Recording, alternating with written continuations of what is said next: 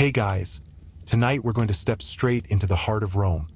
Not the marble temples or the Senate, but the gigantic, echoing baths where everyone from senators to sandal sellers comes to soak, scrape, and stew. You wade through a crowd so dense you swear someone's elbow is permanently lodged in your ribs. Steam curls up to the vaulted ceilings while voices bounce off mosaic walls.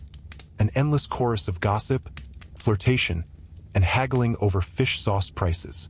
And yes, you probably won't survive this bathhouse without losing at least your dignity, if not your sense of hygiene altogether. So, before you get comfortable, take a moment to like the video and subscribe, but only if you genuinely enjoy what I do here. And tell me in the comments where you're watching from, and what time it is there right now. Now, dim the lights, maybe turn on a fan for that soft background hum, and let's ease into tonight's journey together. You trudge forward, feeling the damp heat pressing against your face. The baths of Caracalla loom over you, so massive they could swallow up several modern city blocks without even belching.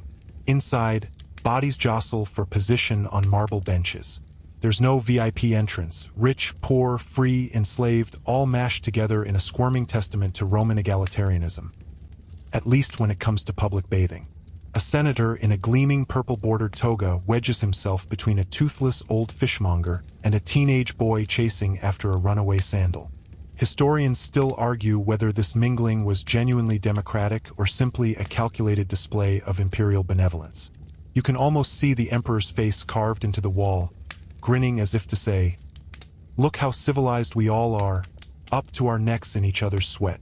A pale attendant gestures you onward, past the cold plunge pool, already jammed with squealing bathers, and toward the main changing area, the apoditerium.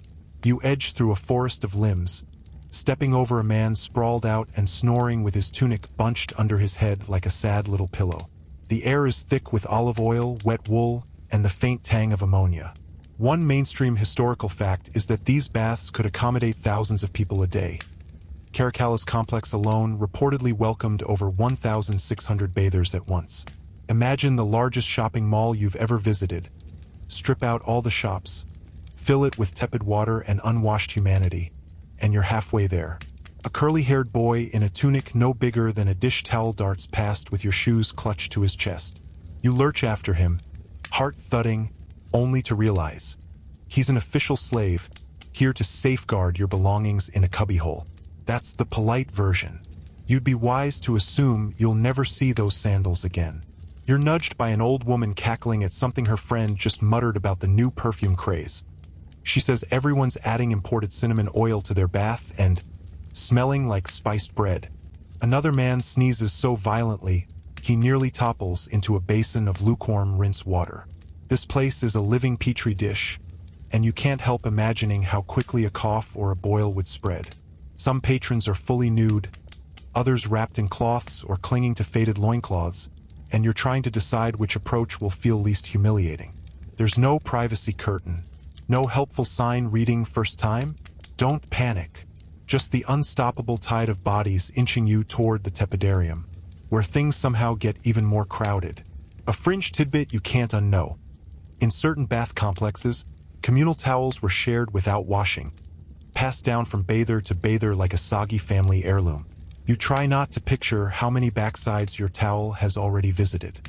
You pause at the threshold, eyeing a bench so polished with use it glows under the torchlight. It's the only free seat in the room, probably because a suspicious puddle gleams beneath it. You consider standing. You consider running. Instead, you lower yourself gingerly and hope your tunic survives the experience.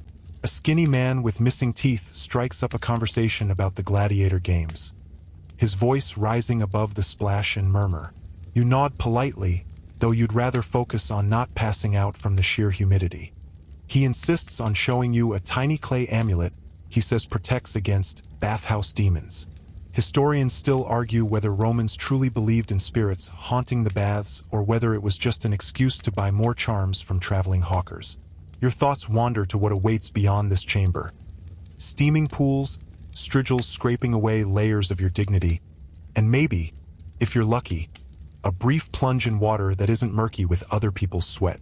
But for now, you're part of the throng, knees pressed to your chest, wondering how civilization ever decided that this was the pinnacle of refinement. A woman passes, balancing a bronze jug on her shoulder, leaving a trail of rosemary-scented water in her wake. You catch a whiff and feel a flicker of hope, until you see the same jug poured into a basin already streaked with grime. A cheerful man nearby waves a sponge in your direction, offering to scrub your back for a small fee. You decline, firmly, and yet, as you glance around, at the mosaic floors, the enormous arched ceilings, the swirl of humanity, you have to admit there's something mesmerizing about this chaos. Like it or not, you're immersed now in more ways than one. You shuffle forward, still blinking at the memory of that suspicious puddle under your bench, and slip into a chamber where the air turns warm and damp, like the inside of a bread oven someone forgot to clean. Here, you face the grim truth of Roman bathing. No matter how many fountains or mosaics they brag about, the water itself is never as clean as you hope. A long rectangular pool stretches before you, ringed by bathers perched on the rim, feet dangling in the cloudy depths. One older man plunges a ladle into the bath and drizzles it over his head, sighing as if it's the purest mountain spring. You watch a trickle of grayish water run down his back and vanish into the same pool where a chubby boy is blowing bubbles. It's almost impressive. So many people share this bath that you suspect the water hasn't been properly changed in days. Historians still argue whether attendants drained and refilled it nightly or simply topped it off with fresh buckets to disguise the murk. One mainstream historical fact: Roman thermi typically used elaborate aqueducts to channel water into the complex, sometimes heating it with enormous underground furnaces called hypocausts. This feat of engineering sounds elegant, until you realize that once the water entered the pools, all bets were off. You dip a toe in. It's just warm enough to feel unsettling, like tepid soup. As you ease your foot deeper, a strand of something, probably hair, hopefully hair, wraps around your ankle. You shiver and think wistfully of the pristine bathhouses described in moralistic Latin poetry. Somehow, the poets forgot to mention the floating debris. A man sidles up next to you and flashes a gap-toothed grin. Lovely day, isn't it? Perfect for a soak. You murmur agreement, hoping he doesn't notice your expression. He gestures at the water with a sweeping hand. They say it cures everything: gout, melancholy, bad luck in love. He winks. You consider replying that it seems more likely to cause a rash, but you hold your tongue. Nearby, a woman pours perfumed oil over her shoulders, then slides into the same pool, watching the scent dissipate in a rainbow sheen across the surface. You wonder how many different oils, some fragrant, some rancid, have mingled in this communal broth. A fringe tidbit you overheard earlier: wealthy Romans sometimes commissioned special blends of imported resins and spices to scent their baths, concoctions so pungent they'd linger on the skin for days. So if you emerge smelling like a spiced ham, you'll know who to thank. As you edge deeper into the water, the floor slopes gently, luring you into full immersion whether you like it or not. You can't help picturing all the people who have shared this same soak. Merchants hauling amphorae, gladiators scrubbing off arena dust, slaves rinsing sweat from their brows. And you, just one more warm body in a crowded stew. A burly man in a faded blue tunic begins washing his armpits with enthusiastic gusto. Water sloshes over the edge of the basin and splatters your face. You blink, feeling the droplets trickle down your cheeks, and decide there's no point pretending you're still clean. Historians still argue whether the Romans truly understood how disease spread through contaminated water. Some evidence suggests they made vague connections between dirty baths and outbreaks of illness, but no one seemed eager to break the cycle. After all, these baths were a cornerstone of Roman life. Where else could you clean yourself, meet clients, and swap scandalous gossip all at once? You retreat to the edge of the pool, clutching a ledge carved with sea creatures. An octopus curls around a triton's ankle, frozen forever in mosaic, while live parasites probably wriggle in the real water below.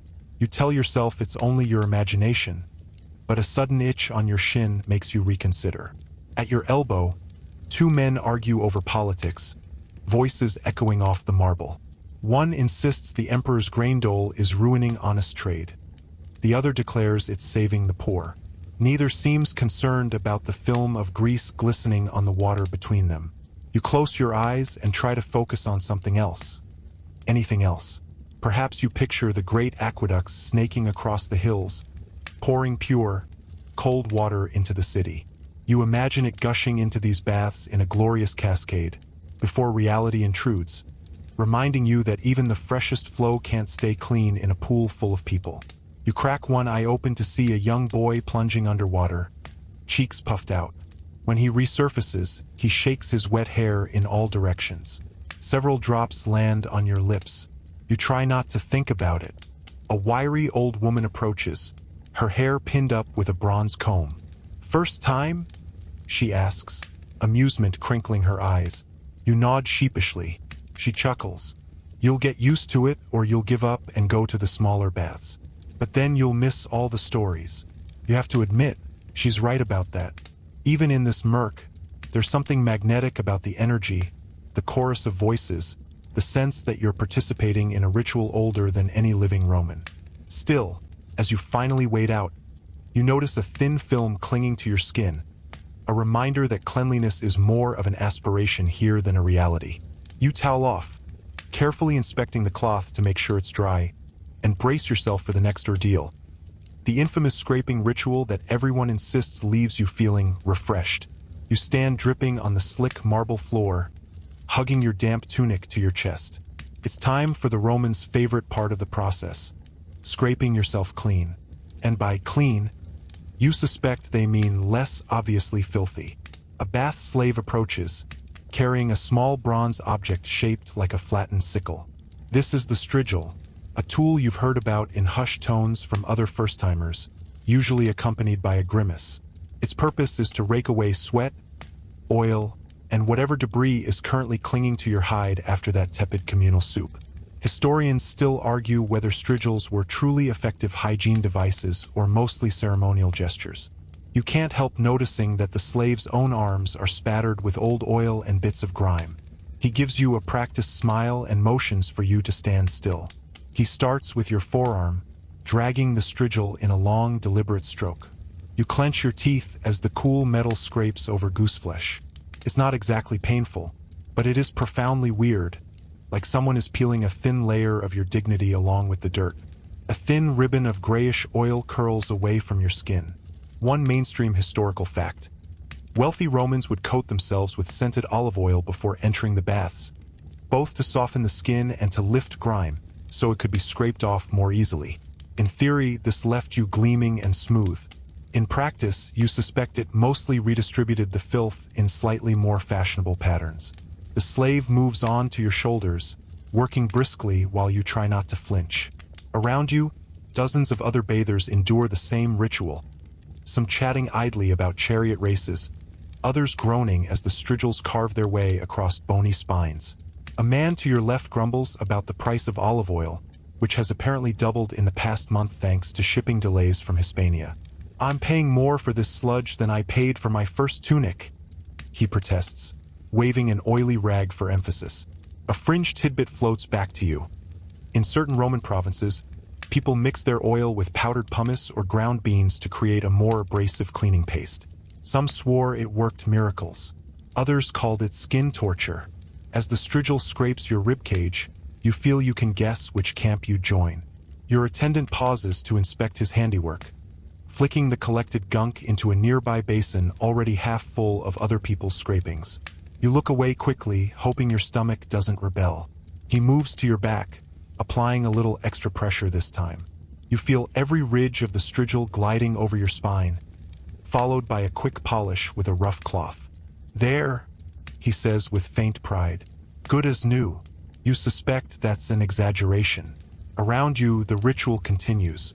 Some bathers hire professional strigil operators, strigilators, who specialize in perfecting this art. Others rely on friends or slaves. You catch snippets of conversation between an elderly man and his grandson, the boy gamely scraping his grandfather's flabby arms while receiving a lesson in family genealogy. Historians still argue whether communal scraping had a religious undertone, a secular health purpose, or both. You're inclined to think it was just a socially acceptable excuse to gossip while forcibly exfoliating each other. When it's finally over, you're left with a sheen of oil and the faint impression that your skin has been sanded. You're not sure you feel cleaner exactly, just less encased. Your attendant offers you a fresh cloth, which smells strongly of something herbal. You press it to your face and inhale. It helps a little. You step aside to let another bather take your place. He's enormous, with a belly like a wine cask and a booming laugh that fills the chamber. As his slave gets to work with the strigil, he regales the nearest onlookers with a story about a senator who once slipped on soapless marble and landed in a basin of used oil. The room erupts in hoarse laughter. You sidle past them, careful not to catch a stray elbow. A young woman hurries by, clutching her own strigil in one hand and a jar of some dubious-looking ointment in the other. She glares at anyone who dares to impede her path. You decide not to test her patience. At the far end of the chamber, a low archway beckons. Through it, you glimpse the hazy outlines of the caldarium, the hot room. Your skin already feels warm from the scraping, but here comes the next ordeal. You wonder, not for the first time, how the Romans convinced themselves this was the height of sophistication. One bather near the doorway mumbles, "If the gods wanted us truly clean, they'd have given us scales to shed." He gets no argument. You take a moment to flex your arms, marveling at how strange your skin feels, both raw and oddly slippery. You suppose this is the Roman ideal, polished, fragrant, and only a little traumatized by the process. And with that, you step into the wavering steam of the caldarium, bracing yourself for heat that can buckle your knees if you're not careful. The caldarium greets you with a suffocating wall of wet heat, like you've wandered into the lungs of a gigantic, sweating beast. Within moments, your freshly scraped skin prickles and your tunic clings to every contour of your body. You pause on the threshold, blinking through clouds of steam so thick they almost seem alive, coiling around bathers and blurring the ornate mosaic floor into a shimmering hallucination. One mainstream historical fact: the caldarium was heated by an underfloor hypocaust system, vast furnaces burning wood or charcoal to circulate scalding air through hollow spaces beneath the marble slabs. The Romans prided themselves on this engineering marvel, bragging that their heat could never be matched by the primitive hearths of barbarian lands. You're not sure you find this comforting as your scalp starts to tingle with sweat. You venture forward, hoping you won't faint before finding a place to sit. A semicircle of low marble benches encircles a sunken hot water pool. Every surface gleams with condensation, and the walls drip languid rivulets into the steaming water. A man near the edge lets out a blissful groan as he sinks up to his chest. His face shines like polished copper. You envy him until you notice how carefully he positions himself to avoid the hottest currents roiling near the inlet spouts. Historians still argue whether the Romans regulated the temperature precisely or simply relied on bath slaves to shovel more wood into the furnaces whenever patrons complained. Judging by the searing air, you suspect it's the latter. You find a small gap on a bench and lower yourself down. Instantly, the heat surges around you like a living force. Your heartbeat thuds behind your eyes. Within seconds, sweat beads on your arms and trickles into the creases of your elbows. You try to adjust your position, only to discover the marble is so hot it feels as if it might brand your skin if you linger too long. To your right, a group of older men debate the merits of imported Syrian glass windows, apparently unfazed by the temperature. One of them gestures expansively with a dripping hand, declaring that no true Roman gentleman would build a villa without a private bath suite. Another snorts. Private baths are for hermits. Here, you prove your vigor. You privately think it's more likely to prove your tolerance for heatstroke. You inch your feet into the scalding pool, wincing as the water bites your ankles. A moment later, a slender boy schemes the surface with a wooden scoop, gathering stray leaves and, regrettably, some unidentifiable floating specks. He dumps them into a pail and disappears back into the steam, leaving you to wonder whether he missed a few. A fringe tidbit wafts back to you from someone's murmured conversation. The caldarium was also sometimes used to induce sweating as a cure for minor ailments. A nice idea in theory, but you suspect you'll emerge with nothing cured except your will to live.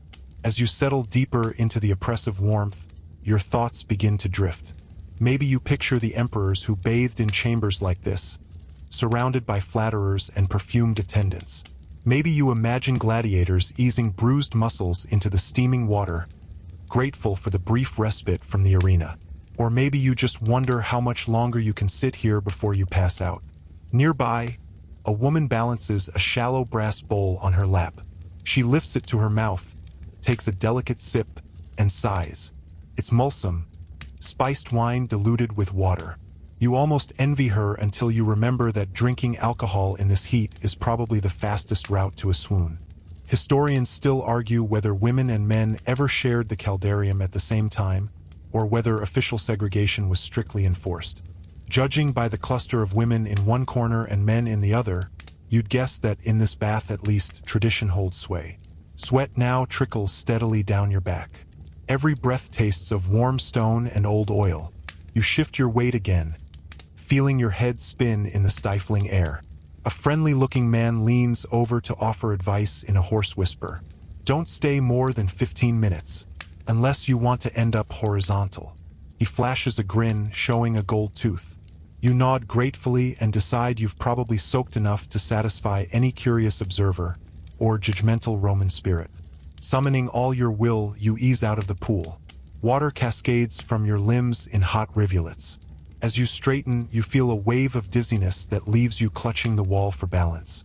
One bather nearby erupts into laughter as his friend tries to stand, only to slip and land with an echoing smack on the marble. A chorus of sympathetic groans and muffled chuckles follows. You take a cautious step, determined not to join that undignified tableau. You make your way toward the exit, feeling as though you've been poached alive. With each step, the air cools by a single blessed degree. You inhale and taste something other than boiling humidity for the first time in what feels like hours. At the doorway, you pause, one hand braced on the damp stone arch. The heat billows past your shoulders in a final gust, and you glance back at the bathers still lounging in the caldarium, their faces glazed with heat-drunk serenity. Maybe someday you'll understand the appeal. Today is not that day. You stagger into the next chamber, still dripping, skin flushed from the caldarium's punishing embrace. You take a deep breath of cooler, but not exactly fresh, air. This room smells strongly of damp linen and something more alarming. A tangy odor you can't quite place until you see the rows of communal sponges, lined up like soldiers awaiting orders. A slender attendant beckons you toward a low bench. In her hand, she holds a wooden stick tipped with what looks suspiciously like a loofah, only softer, squishier, and frankly more sinister. This is the infamous sponge on a stick. You've heard the rumors, but you always hoped they were exaggerated. One mainstream historical fact: Romans did indeed use these communal sponges, tersoria, soaked in water or vinegar for wiping after relieving themselves. The same implements, you're now realizing with dawning horror, often did double duty in the baths. Some say the vinegar disinfected them. You remain unconvinced. The attendant gestures for you to select your sponge. You hover, trying not to look too disgusted. Each one is slightly different. One is pale and swollen, another shriveled and brown, another stained a suspicious shade of pink. Historians still argue whether wealthier bathers carried their own private sponges or trusted the attendants to swap out clean ones. Judging by the careless pile, you suspect standards varied wildly. With the delicacy of a person defusing a trap, you choose the least offensive-looking specimen. It's clammy and emits a faint vinegar reek. You tell yourself it could be worse. You're not sure how, but it feels comforting to pretend. A man nearby catches your eye and grins as he brandishes his own sponge on a stick like a trophy. "Best invention in the empire," he declares, waggling it for emphasis. And don't believe those fools who say it's unsanitary. A little vinegar and it's as clean as the Tiber. You try not to contemplate that comparison too literally, recalling what you've seen floating in the Tiber. You step carefully toward a low stool, sit, and brace yourself for the inevitable. The sponge is pressed into your palm with solemn ceremony. You do what you must, your cheeks warming with mortification. Afterward, you dip it in a nearby bucket, where dozens of other sponges bob in a briny bath. You try to pretend they're just lumps of seaweed. A fringe tidbit you once read drifts back, unbidden. In some bathhouses, slaves were assigned the full-time duty of rinsing these sponges between uses. Imagine waking up each day knowing that was your job.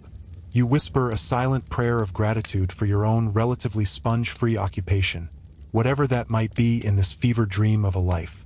When you stand, the attendant accepts the sponge without comment, dropping it into yet another basin for thorough cleaning. You watch it disappear under the murk and feel an unpleasant squirm in your gut. You move toward a shallow washing trough, eager to sluice off whatever dignity-eroding residue clings to your skin. A woman to your left pours a bucket of water over her hair, humming a jaunty tune. To your right, a burly fellow slaps his thighs dry with a cloth that looks suspiciously like it's been used for more than drying. Historians still argue whether the Romans thought their bath regimen genuinely left them hygienic or if it was more about ritual than results. Judging by the assortment of reused sponges, you lean toward the ritual theory.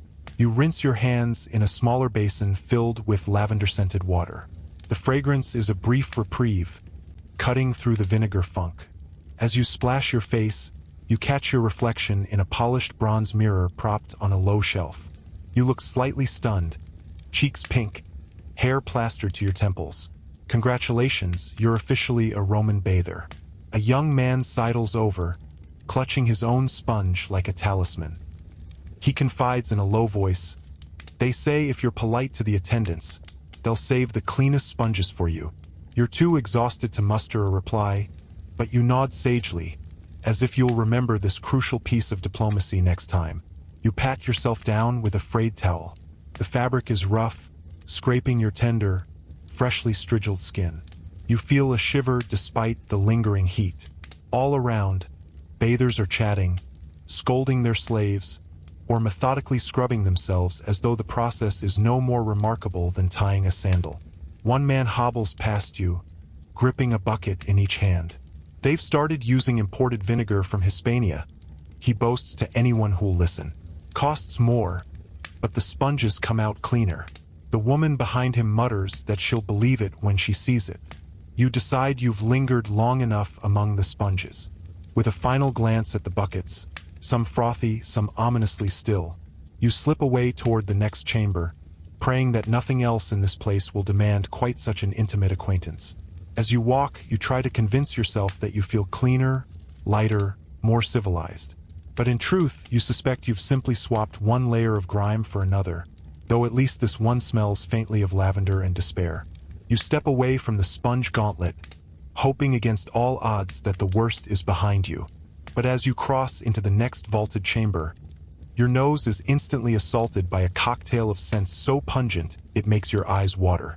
Here, attendants are busily preparing bath additives, pungent, powdery, and sometimes downright bizarre.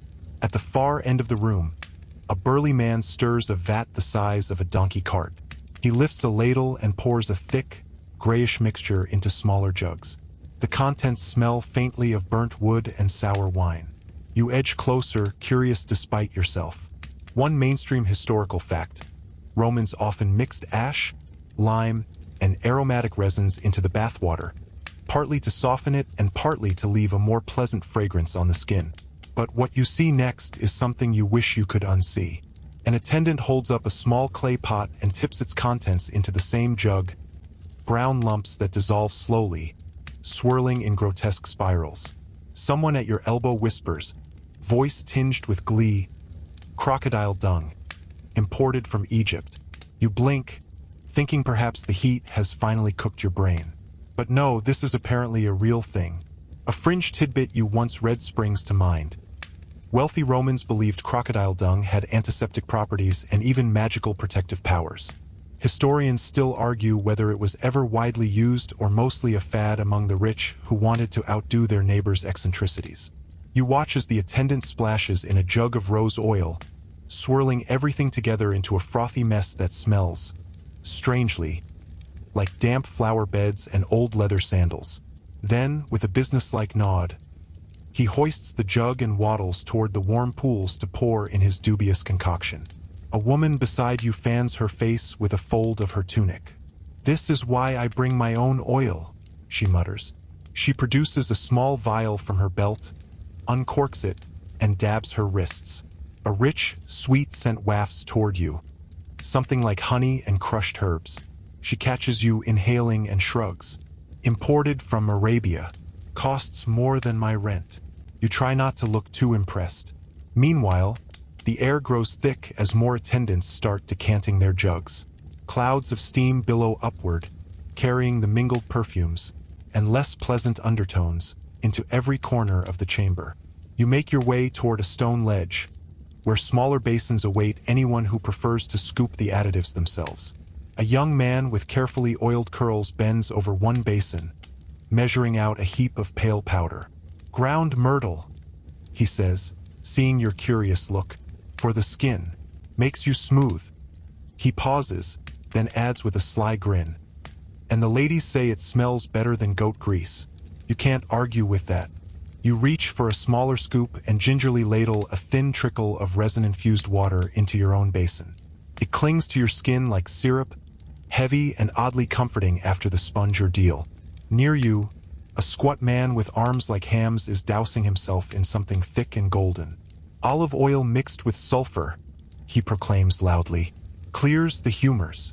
Judging by the way everyone nearby shuffles away, it also clears the room. One woman looks up from her seat, brows knitting in mild disgust. "He does this every week," she murmurs to her companion.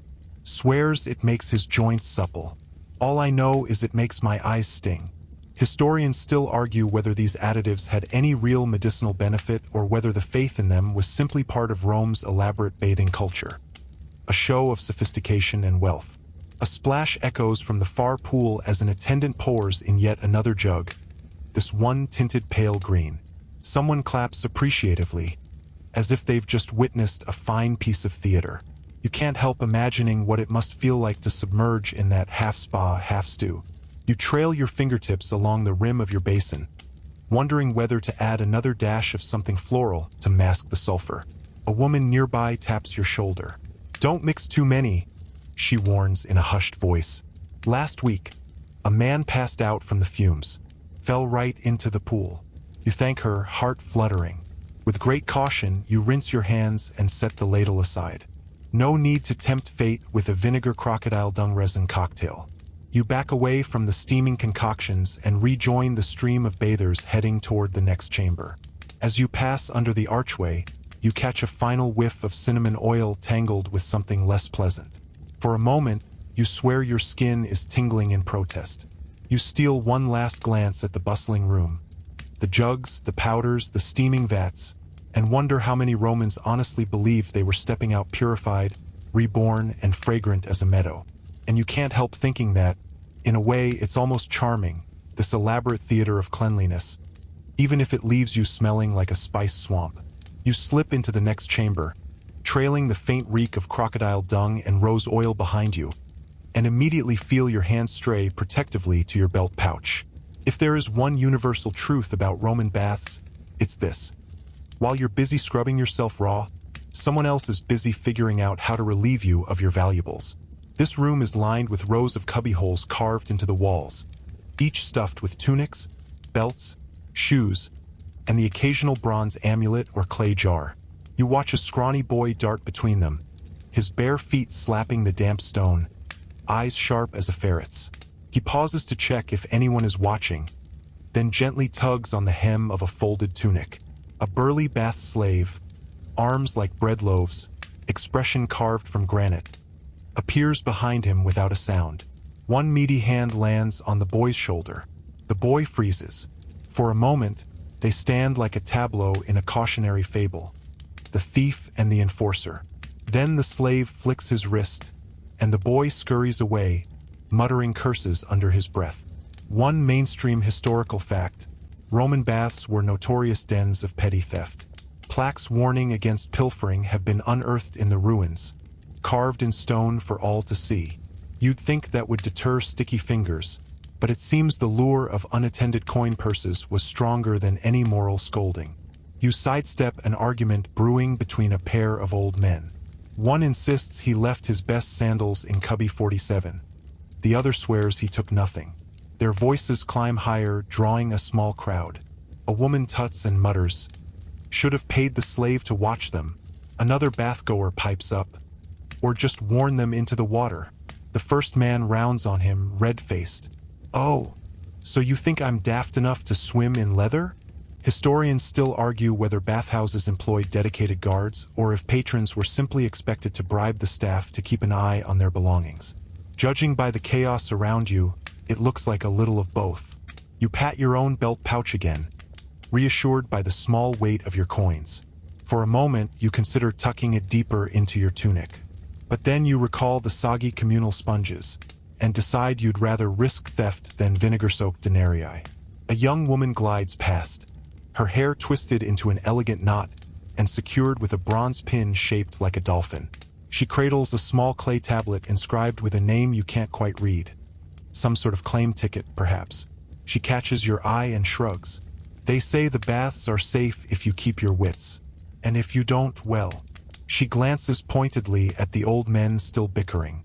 You edge toward an empty cubbyhole, wedging your tunic into the back as securely as you can. A small clay tag dangles from a hook overhead, etched with the number 23. You trace the numerals with your thumb, willing them to burn into your memory. Suddenly, there's a commotion near the entrance. A teenage boy emerges from the crowd, clutching a fistful of coin pouches. He sprints for the door, weaving through startled bathers. A chorus of shouts rises in his wake. "Stop him!" But he's already vanished into the steam. One burly bather huffs in frustration. "Third time this month," he grumbles. "If they catch him, I hope they dunk him headfirst in the latrine." You suppress a shudder. A fringe tidbit floats up from your memory. In some bathhouses, particularly in the provinces, thieves who were caught red-handed were forced to parade naked through the streets, their crime proclaimed by a town crier. You wonder whether humiliation worked better than punishment, or whether it just made them cleverer next time. You lean against the wall for a moment, letting your pulse slow. The atmosphere here feels different than in the caldarium or the scented pool. This is the part of the bath that reminds you Rome is still Rome. A place where everyone is jostling for status, coin, and the best vantage point from which to watch everyone else. A woman with a voice like gravel catches your eye. "First time here?" she rasps. You nod. She smirks. "You'll learn. Keep your sandals close. Keep your purse closer." With that, she disappears into the crowd, leaving you to ponder whether she was offering wisdom or casing your pouch herself. You take one last look at your cubbyhole, as if memorizing the pattern of your folded tunic could somehow guarantee its safety. Then you square your shoulders and rejoin the stream of bathers drifting toward the next chamber. Behind you, the old men are still arguing, their voices echoing between the marble columns. You can't help but smile, just a little. For all the theft and confusion, it's oddly comforting to see that some things never change, whether you're in a modern locker room or a Roman bath. And you suspect that by the end of this long, steamy ordeal, your coin purse may not be the only thing you're struggling to keep track of. You drift along with the tide of bathers, feeling the coolness of the cubby room give way to a damp, close warmth again. Ahead, an arched doorway beckons, flanked by flickering lamps.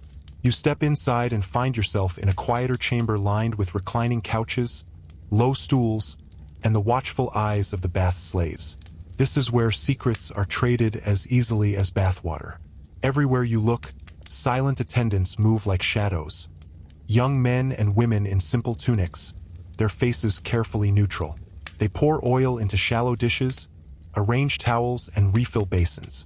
But it's the way their gazes flick from face to face that tells you the truth. These are not just servants.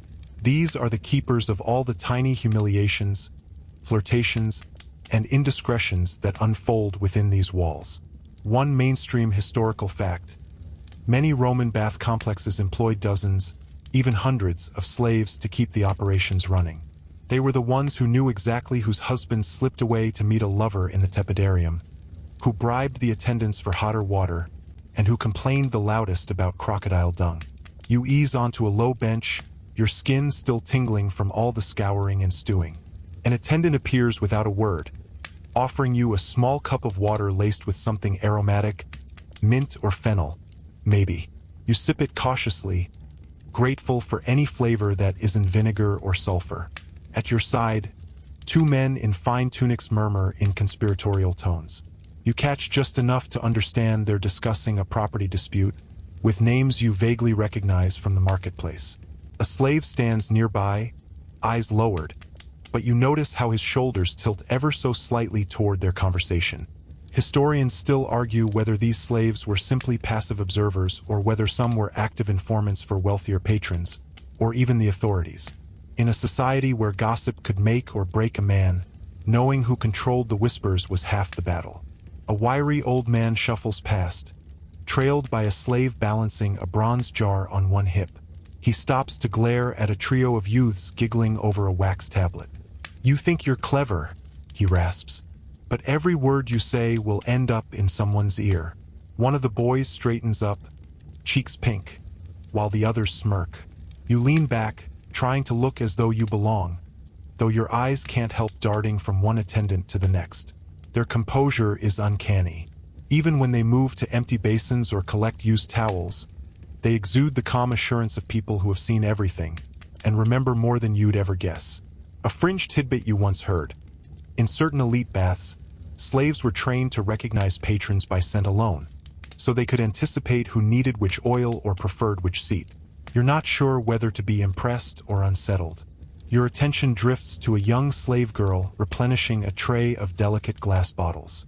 She pauses, glancing furtively toward the men whispering about property deals. You wonder if she's memorizing every word to trade for a coin later, or perhaps simply to have a story to tell her companions tonight.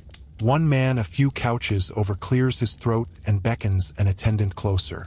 In a low voice, he issues what sounds suspiciously like instructions to follow someone after the baths close. You pretend to study the damp mosaic at your feet, but your ears strain to catch more.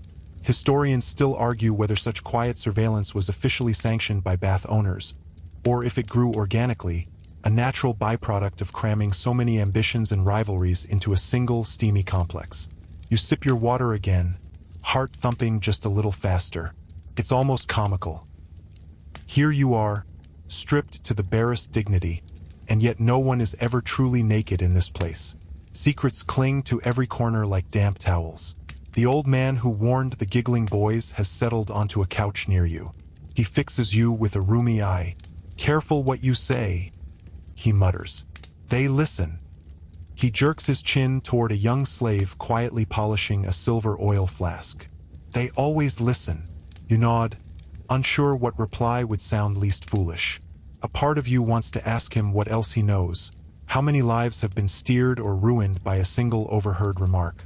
But something in his expression warns you not to push your luck. The attendant by your elbow takes the empty cup from your hand, his fingers deft and silent. For the briefest instant, your gazes meet. His eyes are calm, unreadable. Then he turns away, vanishing into the steam. You draw in a deep, measured breath.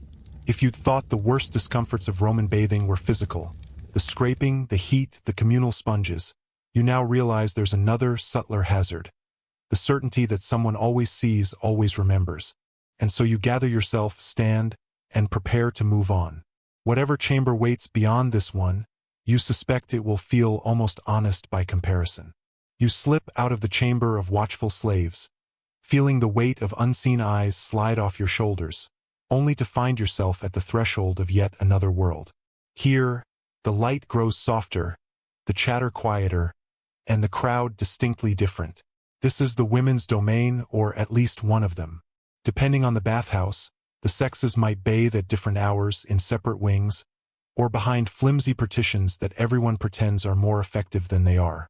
In this particular complex, women have their appointed time, and you have wandered straight into it.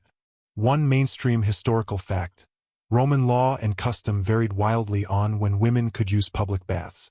Some cities insisted on strict segregation, while others simply posted hours and expected everyone to comply. Historians still argue whether these rules were genuinely enforced or mostly for appearances. You stand to the side, careful not to draw too much attention as clusters of women drift past, trailing scents of jasmine oil and damp linen. Some are older, their faces lined from years of sun and childbirth. Others young and laughing in the way that makes you miss your own youthful certainty. At the center of the room, a round pool gleams under lamplight. Steam rises in gentle spirals as a pair of attendants scatter petals across the surface. A symbolic gesture more than an effective cleaning tactic. A young woman slides into the water and exhales a sigh that seems to come from her very bones. Around the perimeter, small benches offer places to sit and talk they do. Voices weaving through the warm air in a tapestry of gossip, complaint, and boasts. One woman brandishes a small ivory comb like a weapon as she recounts her husband's spectacular failure to negotiate a business deal. Another leans in, eyes wide. Did you hear about Marcia's daughter? She's taken up with that Greek poet. You ease onto a vacant stool, pretending to study your fingernails. But no one here is fooled. A woman in a pale blue tunic gives you an appraising look. You're new, she observes. Don't worry, no one minds as long as you don't interrupt. Her voice is soft, but her eyes are sharp enough to cut glass. A fringe tidbit drifts back to you from something you once read. In some bathhouses, women were rumored to hold secret meetings, sharing herbal remedies or charms to sway a husband's affection. True or not, you can see how such stories might grow in a place like this. One woman with a heavy braid looped over her shoulder dips a sponge into a basin of rosewater. She tilts her head and murmurs. My neighbor claims that if you add saffron to the bath, your skin will glow for days. Her friend snorts delicately. If you can afford saffron, you don't need to glow. You've already won. They dissolve into laughter. Historians still argue whether women's bathing was an act of personal indulgence or a carefully staged performance. Another venue for competition and subtle one-upmanship. Watching them, you suspect it's both. A pair of teenage girls tiptoe past, giggling behind their hands. They dart quick glances at a matron dozing in the corner, her chin resting on her collarbone.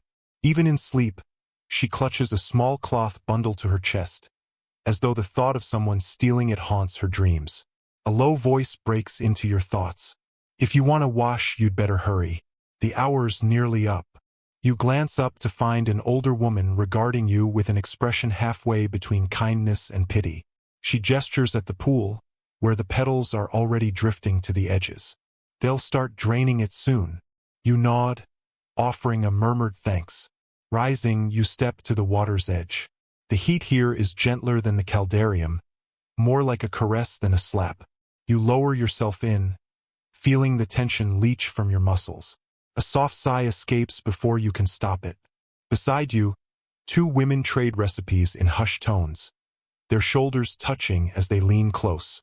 You catch words: lentils, honey cakes, pickled fish, and feel a pang of homesickness for a kitchen you've never seen. A young attendant in a simple shift moves among the bathers, collecting stray towels and tidying abandoned combs. She pauses near you, dips her hand into the water, and tests the temperature with the practiced air of someone who has done this 1,000 times. For a moment, your gazes meet. Then she moves on, silent as a drifting wisp of steam. You close your eyes and let the sounds of quiet conversation, the soft splash of water, and the muted clatter of vessels lull you into a drowsy calm.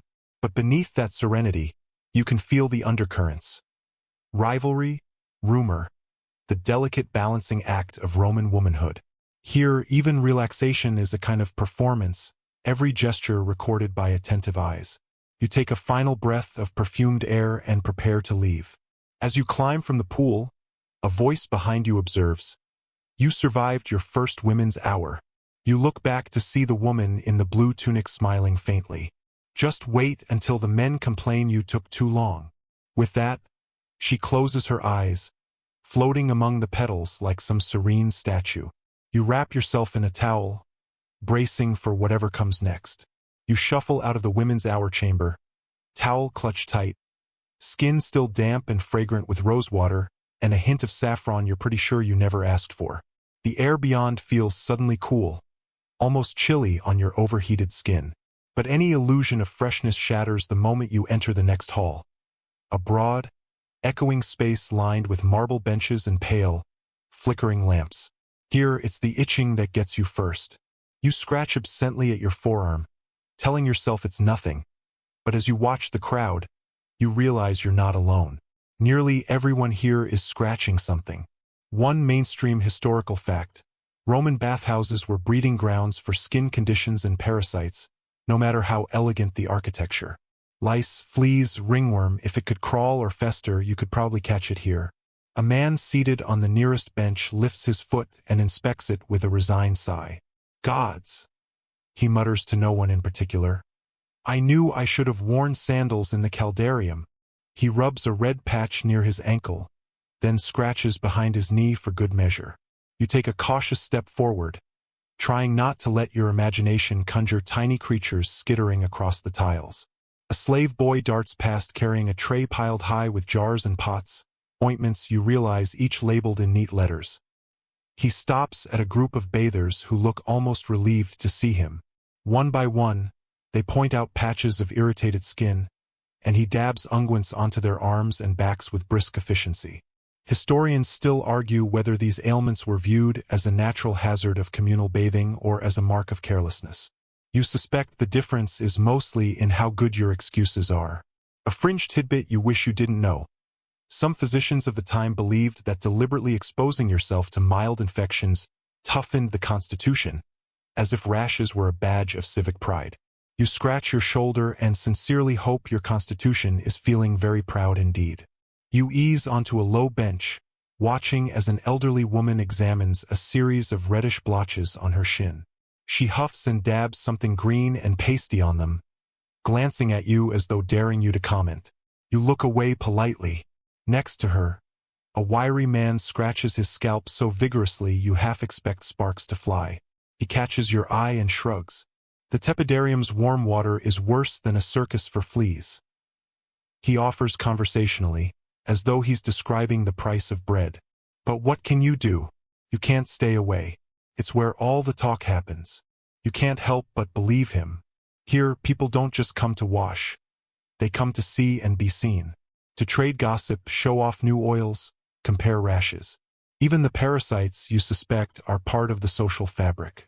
A slave girl appears at your elbow, holding a shallow bowl of cloudy water. She gestures to your arm, where a red patch has bloomed during your moment of distraction. You hesitate, then nod.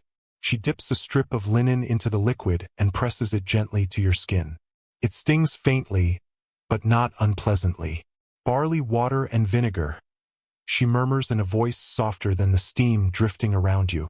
Takes the itch away. You thank her, and she slips back into the moving crowd of attendants, already focused on the next bather in need. Behind you, two men argue in low voices about whose turn it is to bribe the slave tasked with cleaning the tepidarium. He just splashes a bucket around, one hisses. I saw him do it. He doesn't even scrub. The other waves a dismissive hand. Better than nothing. If you want clean water, go bathe in a bucket at home. Historians still argue whether public baths ever truly achieved the level of hygiene Romans claimed. Judging by the constant scratching and the discreet application of ointments, you have your doubts. You shift on the bench, trying to ignore the urge to itch every square inch of your skin. Across the chamber, a mother gently rubs oil into her child's scalp, murmuring a lullaby while the child fidgets, eyes wide. The song drifts through the warm air, oddly soothing despite everything. A man nearby tilts back his head and proclaims, "Parasites are a small price to pay for civilization," before returning to the careful inspection of a spot on his arm. You wonder if he believes it, or if it's simply what everyone tells themselves so they can keep coming back. Your patch of skin begins to cool, the irritation ebbing under the barley water compress. You allow yourself a careful exhale of relief, but you know this reprieve is temporary. Tomorrow or the next day, you'll probably wake to discover a new patch, a fresh reminder that in Rome, even leisure has its hidden costs. With a final swipe at your neck, you gather yourself and stand. The next chamber awaits, and you can't help wondering whether it will be any less perilous than this one. You slip out of the parasite hall with your dignity mostly intact, though you still feel phantom itches along your forearms, and emerge into a corridor suffused with the hush of serious conversations. Here, the air feels different, weighted by something more potent than steam or stale vinegar. Ambition. The tepidarium is a half-lit hall with a warm pool at the center. It's quieter than the caldarium but no less crowded. Rows of men recline on marble benches, their voices pitched low, the tone conspiratorial. One mainstream historical fact: the baths were not merely for washing and gossip. They were also informal hubs of business and politics, where deals were struck and alliances cemented far from the stiff formality of the Senate. You step carefully around a group of men clustered near a pillar, each draped in a linen wrap that does little to disguise the glitter of expensive jewelry. One of them is describing a provincial governor's latest tax scheme in a voice that hovers on the edge of scandal. His companion, an older man with hooded eyes, nods slowly, as if filing every word away for later use. You edge toward the pool, hoping to find a quiet spot. But even here, you can't escape the undercurrents. To your left, two men are murmuring about a pending lawsuit, one gesturing emphatically with wet fingers, the other tapping a wax tablet balanced on his knee. To your right, a bather sprawls with all the ease of a cat in a sunbeam, listening to a younger man's nervous account of how much grain has spoiled in the Tiber warehouses. Historians still argue whether the tepidarium's warm, soporific atmosphere encouraged frankness or simply lulled men into revealing more than they intended. You suspect it's a bit of both. You ease yourself into the pool, grateful for the relative calm after the scratching chamber. The water laps gently at your shoulders, neither scalding nor bracing, just pleasantly warm. You close your eyes for a moment, letting the voices wash over you like another layer of bathwater. A fringe tidbit surfaces in your mind.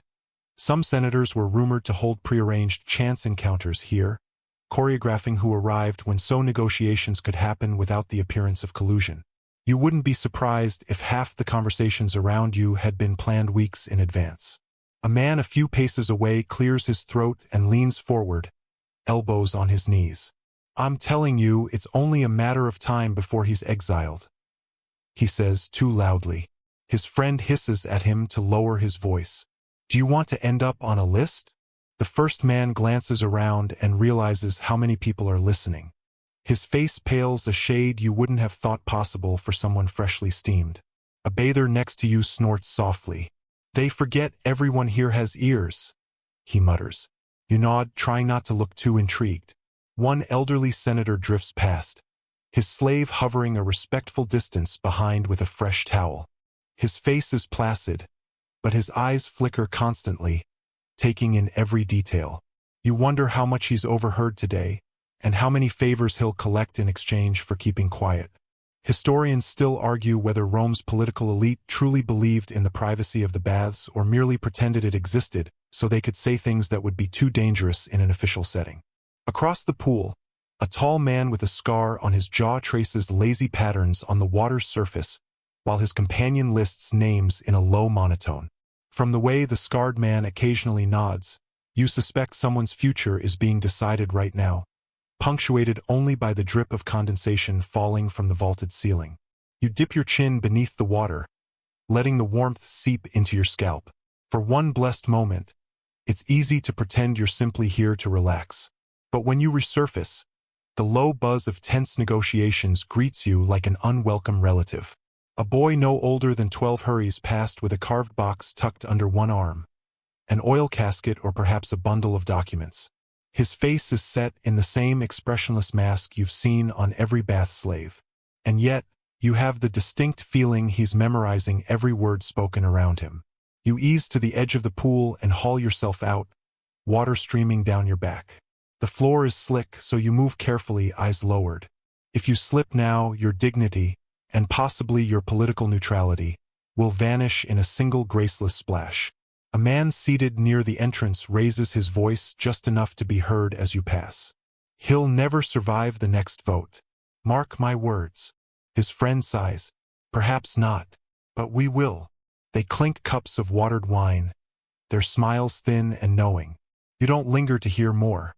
As you wrap yourself in a towel and slip out into the next corridor, you can't help thinking that all the heat, all the oils, all the scraping and perfumed water are only a backdrop for the real work of the baths. the maneuvering, the quiet threats, the fragile alliances.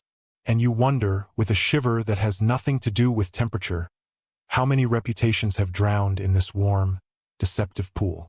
You drift from the tepidarium into a hallway where the air feels oddly neutral. Neither hot nor cold, neither scented nor stifling. The hush that greets you here isn't the hush of intrigue or exhaustion, but something heavier. This is the part of the bath complex where Roman respectability and moral panic collided, a place where not everyone agreed that communal soaking was the hallmark of civilization. One mainstream historical fact: while the empire's cities were famous for their baths, not all Romans approved.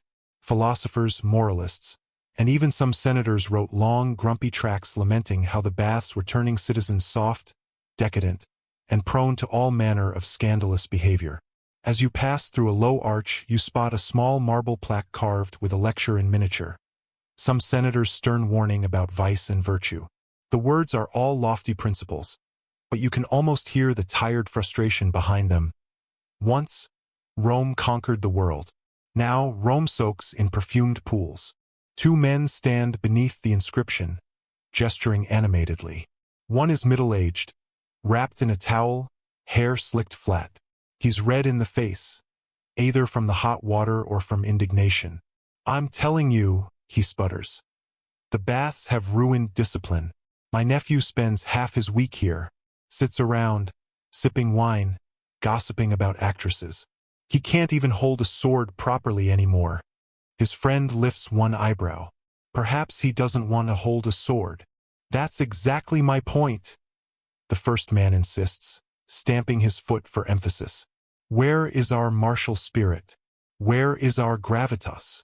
Historians still argue whether this cultural anxiety was a real decline in Roman virtue or simply nostalgia for a golden age that never existed. Judging by the rising tide of complaints carved into every spare bit of marble, you suspect a little of both. You slip past them into an alcove where a group of older women sit in a semicircle, their faces stern as magistrates. They're watching a line of younger bathers shuffle past, shaking their heads as though each one personally offends them. "It used to be simpler," one woman sighs. "A quick rinse, some oil, and you went home." Her neighbor nods, pushing a damp curl behind her ear. They think looking pretty will make them respectable. But no one remembers a woman for her hairstyle.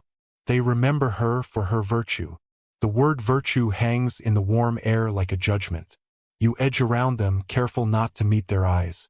Even here, in a place designed for relaxation, you feel the weight of Roman expectations pressing down on your damp shoulders. No matter who you are, man or woman, rich or poor, someone is always ready to declare that you're doing it wrong.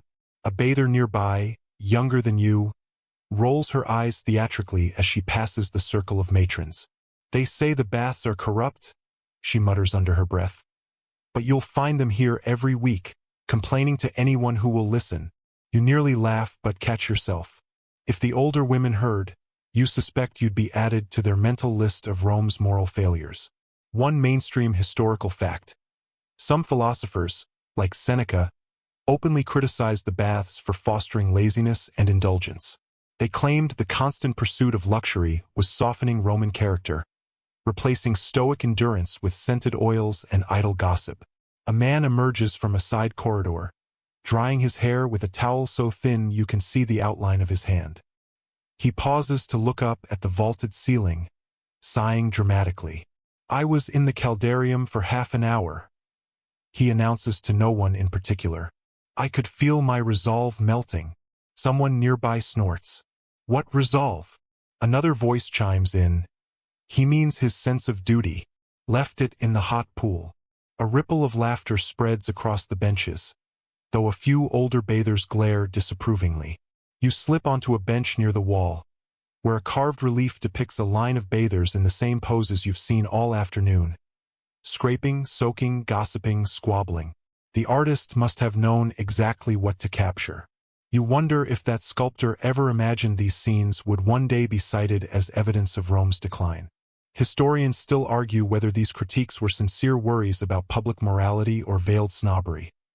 Rich men complaining that the baths let everyone, even the poor, pretend at luxury. After all, here in the Thermae, No one cared if your toga was last season's style. You could be stripped to the same naked ordinariness as the senator's nephew. A fringe tidbit pops to mind. Some moralists went so far as to say that too much bathing was effeminate, even dangerous. They claimed it weakened the body and the will, making men more susceptible to illness and moral corruption. You glance around at the steaming pools, the endless trays of oil and perfume, and think it does look like a place you could lose yourself if you stayed too long. An attendant passes carrying a tray of small cups filled with a cloudy herbal infusion. He offers you one with a polite tilt of his head. You accept, sniffing it cautiously. The scent is unfamiliar, something earthy, maybe marjoram or savory. You sip and feel a pleasant warmth slide down your throat, a counterpoint to the cool drafts eddying around the doorway. On the far side of the room, a pair of men argue about philosophy. One is quoting Epictetus in an earnest, nasal voice. Luxury is a chain. His friend waves a dismissive hand. A chain made of rose petals, maybe. Their debate turns into a gentle bickering match, punctuated by slurps of herbal brew. A woman in a long linen wrap passes, her hair pinned with a bronze skewer. She glances down her nose at the men and says, "While you debate your chains, some of us came here to wash." The men fall silent, chastened. You can't help smiling behind your cup. Historians still argue whether Rome's obsession with baths was a symptom of decline or simply another expression of its complicated culture. Equal parts discipline, indulgence, and theatricality. Watching everyone here, you suspect it was all of the above. You finish your drink and set the cup aside. Your skin feels clean, but your mind is tangled in contradictions. Is this a sign of civilization's triumph, hot water and warm air for everyone, or evidence that even an empire can rot from the inside out, one perfumed soak at a time? A bell rings in the corridor beyond, summoning bathers to the next stage of their rituals. You rise, wrapping your towel tighter. Whatever judgment these old moralists would pass on your afternoon here, you know one thing: you're not quite ready to leave. You follow the stream of bathers through a pillared arch, stepping into a space that could be mistaken for a temple if not for the damp footprints trailing across the mosaic floor. Here, the ceilings soar even higher, the lamps flicker more golden, and the sense of spectacle is undeniable. This is not just a bath. This is a monument to Roman ego. One mainstream historical fact: the largest bath complexes, like the baths of Caracalla or Diocletian, weren't merely places to clean yourself. They were sprawling social theaters, designed to awe with their scale and cement the emperor's image as a patron of the people. You wander past a massive fountain shaped like a rearing hippocampus, water spilling in a continuous sheet over marble scales. A cluster of youths is gathered nearby, their voices bright with the self-assurance of people born into a world that expects them to be important. One of them flicks a hand at the fountain and declares, "Of course, my father could have built something grander if he'd wanted." His friends nod, pretending to look impressed. You suspect they've heard this line before. At the far end of the hall, a semicircle of steps leads to a raised platform where a colossal statue of the emperor gazes down. His expression is benevolent in that bland, all-seeing way official portraits always have. No matter where you stand, his stone eyes seem to follow you, as if to say, "Behold what I have given you. Remember who paid for this luxury." Historians still argue whether these statues were genuinely revered or simply tolerated, part of the background noise of Roman life. You can't help thinking it's a little of both. A woman in a green stola stands near the pedestal, gesturing at the statue with her dripping hand. "I heard he bankrupted 3 provinces to build this wing," she says. Her friend sniffs. "Worth every denarius. Where else can you watch half the city parade past you?" It's true, this chamber is a catwalk of sorts. Every bather becomes a performer, every glance a silent appraisal. You catch yourself doing it too, even as you pretend you're above such petty judgments. One fringe tidbit you once read: the Emperor Caracalla had an entire corridor of special private baths reserved for his entourage, lined with rare Numidian marble and heated by a separate hypocaust. No ordinary citizen would ever glimpse them.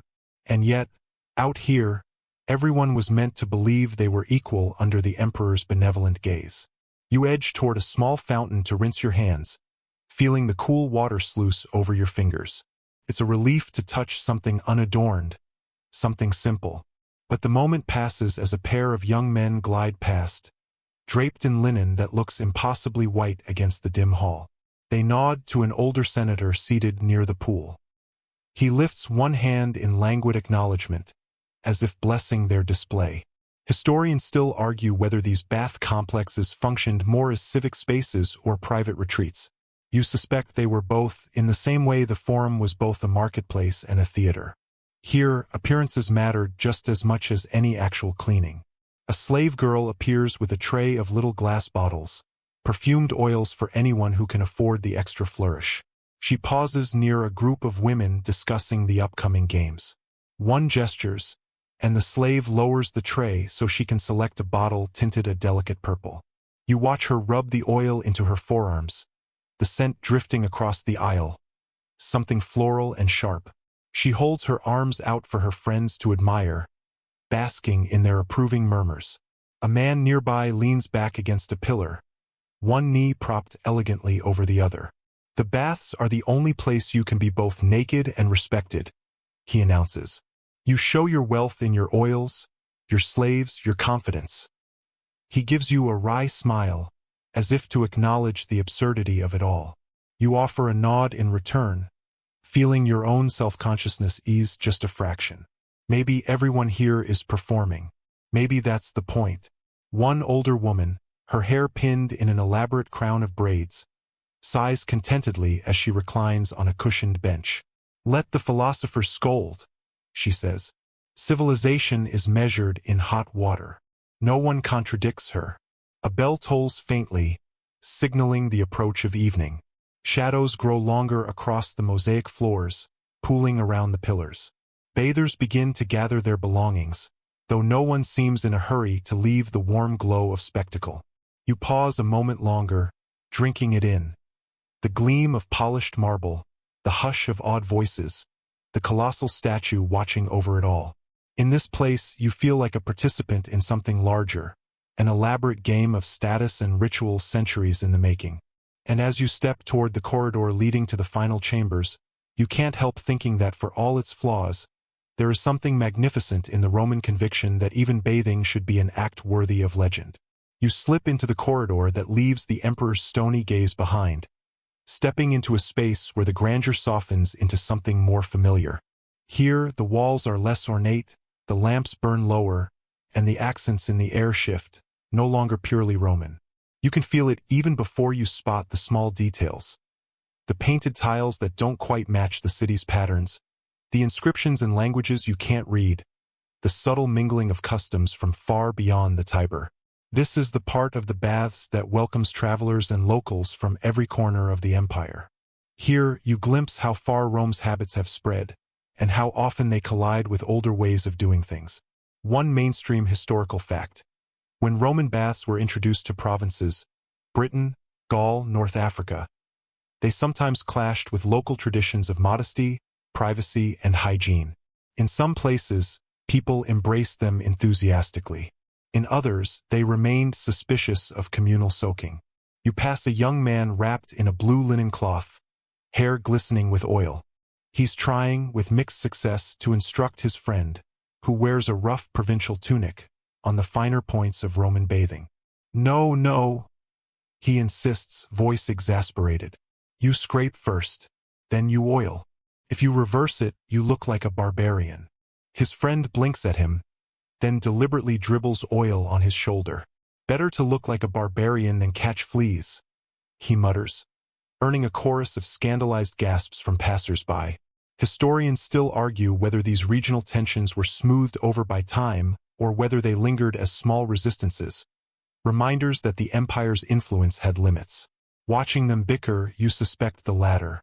Near the far wall, a group of women in dark, embroidered robes cluster around a copper basin, splashing themselves with water that smells faintly of myrrh. You've never seen this ritual before, but no one interrupts them. They perform each gesture with the quiet precision of people who've done it all their lives. A fringe tidbit floats into your thoughts.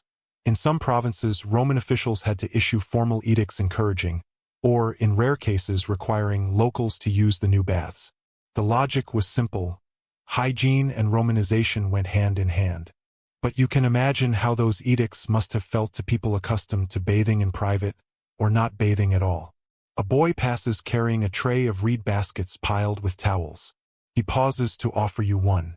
You take it, nodding your thanks, and watch as he moves to the group of women, bowing just enough to signal respect. Even here, in this melting pot of customs, the smallest courtesies matter. To your right, an elderly man with a shaggy beard and a heavy accent is telling anyone who will listen that back home, they bathed in hot springs with sulfur so thick you could taste it on your tongue. None of this oil and scraping nonsense, he says, waving a dismissive hand. Just steam, plain as the gods intended. A Roman matron nearby sniffs delicately. That sounds unpleasant. The old man grins, showing a mouthful of crooked teeth. Better unpleasant than vain. You hide a smile behind your towel. For all the lectures about civilization, it's clear everyone here still clings to their own idea of what bathing should be. One mainstream historical fact. Bath complexes across the empire were sometimes adapted to local tastes. Smaller pools, separate spaces for different communities, or unique heating systems that blended Roman engineering with native ingenuity. You imagine that if you traveled far enough, you'd find baths that hardly resembled these at all. A young woman approaches carrying a shallow bowl of pale green water. She sets it on a low stand and kneels to dip a bundle of dried herbs into it. She murmurs something to herself in a language you don't know, then presses the damp bundle to her forehead. A soft sigh escapes her lips. You feel an unexpected pang of respect. This moment of calm, simple ritual in the middle of so much spectacle. The murmur of voices rises and falls around you. One man brags that he prefers the massive thermae of Rome proper. Another insists that the small provincial baths back home feel more honest, less preening, less political. They agree on nothing except that they'd rather bathe here than not bathe at all. Historians still argue whether this mingling of customs strengthened Rome's hold or merely planted seeds of quiet resistance that would one day sprout into something larger. You suspect the answer is hidden in these quiet corners, where people adapt the empire's rituals to suit their own histories. You wrap your towel tighter, feeling your skin starting to cool. A few steps ahead, the last chamber waits. You pause to look back, taking in the mosaic floor, the rows of baths, the flicker of lamplight across so many faces from so many places. And you can't help thinking that, for all its ambition, Rome could never quite make everyone the same. Even naked, even here. You walk the last stretch of corridor, footsteps echoing softly over smooth marble tiles. Ahead, the lamplight dwindles to a soft, smoky glow. The air grows cooler, the sounds dimmer, and for the first time all afternoon, you feel the hush of an ending. This is the chamber where you finish, where you towel off, gather what's left of your dignity, and prepare to return to the ordinary city. But first, you must face what remains after the spectacle fades. One mainstream historical fact. By the late Empire, the great baths began to decline. Funding ran thin, maintenance lagged, and the endless flow of aqueducts slowed to a trickle as wars and politics unraveled the systems holding them together. You step into the room and see it. A pool half filled with tepid water that hasn't been refreshed since morning. The steam rising from it is thin and tired, like the last breath of something once grand. A few bathers linger at the edges, their voices hushed. Even here, in the waning hours, they cling to the ritual. A young man hovers near the water, staring at his reflection as though searching for a glimpse of who he was before the empire's decadence soaked into his pores. You suspect he's not alone in feeling that way.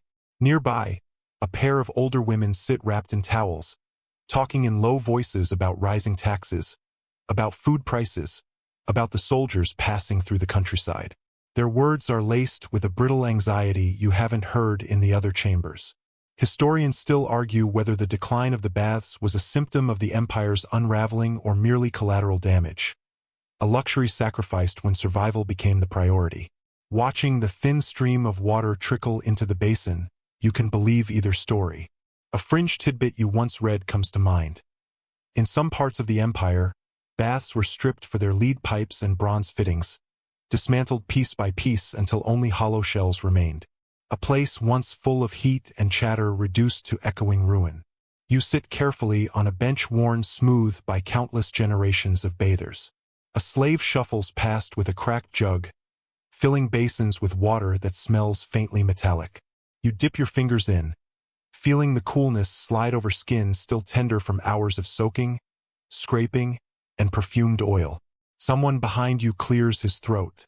"In my grandfather's time," he says, voice thin with age, "this bath was never empty. Even at midnight, you'd find men arguing over politics or women or chariot teams." He sighs. "Now." He lets the word hang, unfinished, and you both watch a trickle of water wind across the mosaic floor, collecting in a shallow puddle no one bothers to mop up.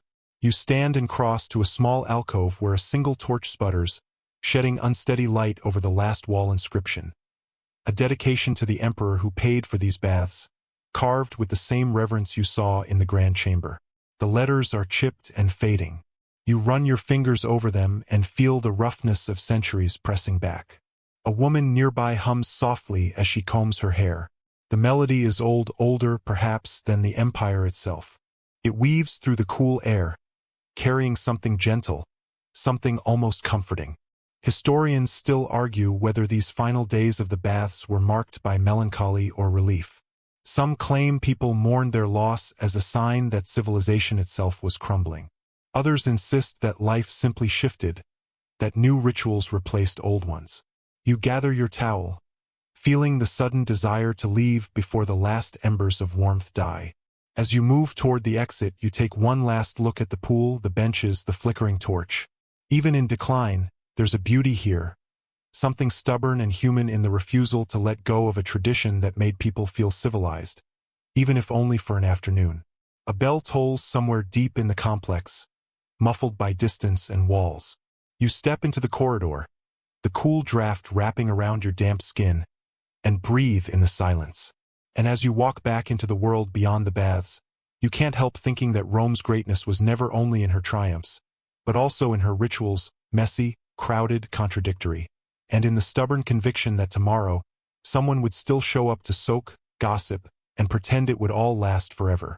The corridor stretches behind you, and the muffled sounds of the bath fade into a soft hush. Your skin still tingles, your limbs pleasantly heavy, and each slow step feels like something is unspooling inside you, unwinding in time with the echo of your footsteps. You imagine the thousands who walked the same path, merchants and matrons, slaves and senators, each carrying their own cares and ambitions. Now their voices are just faint ripples in these old stones. The air here feels cooler, quieter, as if the building itself is exhaling at last. You slow your breathing, letting each exhale become longer, softer. In your mind's eye, the pools shimmer in the lamplight, the mosaic dolphins dance, the columns gleam, untouched by time or decay. For a few moments, you let that illusion linger, knowing that history rarely offers perfect endings. Your footsteps grow lighter, the last dampness of the bath evaporating from your skin. A calm settles over you, as if the hours of heat and noise were a necessary prelude to this. An ending measured not in grand gestures, but in the quiet reassurance that you've seen it all and survived. And when you finally pass through the threshold into the evening air, you feel the cool night wrap around you, gentle as a promise. So let your thoughts drift. Let the softness of your pillow and the slow rhythm of your breath carry you further from the crowded chambers, further from the gossip and the laughter and the warm press of bodies. You are safe, you are clean, and you are home.